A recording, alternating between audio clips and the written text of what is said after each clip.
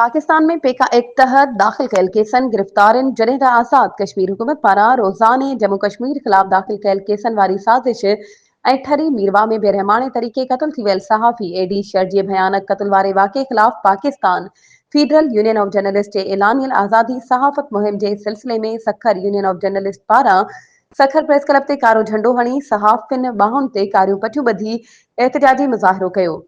इन सिलसिले में सखर यूनियन ऑफ जर्नलिस्ट जे सदर सलीम सेतो जनरल सेक्रेटरी जावेद जतोई जी अॻवानीअ में थियल एहतिजाजी मुज़ाहिरे में SUJ जे नायब सदर ख़ालिद बांभर, रियाज़ राजपूत, ख़ाज़िन Kamran, Sheikh Anas Malik, Sindh women journalist association जी सदर सरिश खोखर समेत सवें सहाफ़ियुनि शिरकत कई।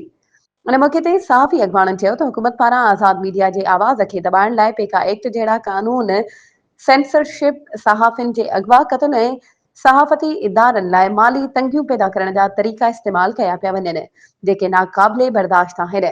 सहाफ़ियुनि जो चवणु हो त पेका कानून तहत दाख़िल थियल रोज़ाने जम्मू कश्मीर ख़िलाफ़ केस ऐं बंदिश वारो अमल कंहिं बि सूरत में क़बूल न थींदो।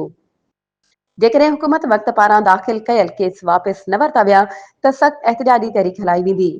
हुननि चयो त इज़हार जी आज़ादी खे हर दौर में दॿाइण जूं कोशिशूं थियूं आहिनि पर असां हमेशह हुकूमतुनि जे अहिड़नि हथ ठोकियल हरबनि जो मुक़ाबिलो कयो आहे। कारा कानून आणे सहाफ़ियुनि जो आवाज़ दॿाइण जी कोशिश थी रही आहे। असां अॻु बि आमरीअत जो मुक़ाबिलो कयो आहे।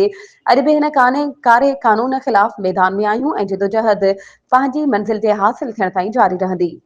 हुननि चयो त छरी मीरवा जे साफ़ी एडी शर जे वेश्याणे क़त्ल जी सख़्त लफ़्ज़नि में मज़म्मत करियो था। एहतिजाज कंदड़नि सिंध हुकूमत खां मुतालबो कयो त मक़तूल सहाफ़ी एडी शर जे क़त्ल में मुलविस ॿियनि जवाबदारनि खे बि गिरफ़्तार करे कानूनी कार्रवाई कई वञे। एडी शर पंहिंजे ख़ानदान जो वाहिद सहारो हो, तंहिं करे संदसि वारसनि जी माली मदद कई वञे। दिल जे आर्ज़े में मुब्तला संदसि पुट जे इलाज ऐं न्याणियुनि जी तालीम लाइ ख़ासि उपाउ वरिता वञनि।